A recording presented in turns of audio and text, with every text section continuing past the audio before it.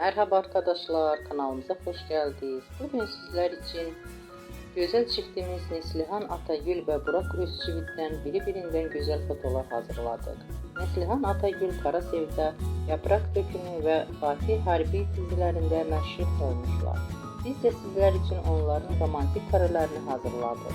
Bu videoların devamlı gelmesini istiyorsanız kanalımıza abone olup yorum yazmayı unutmayın.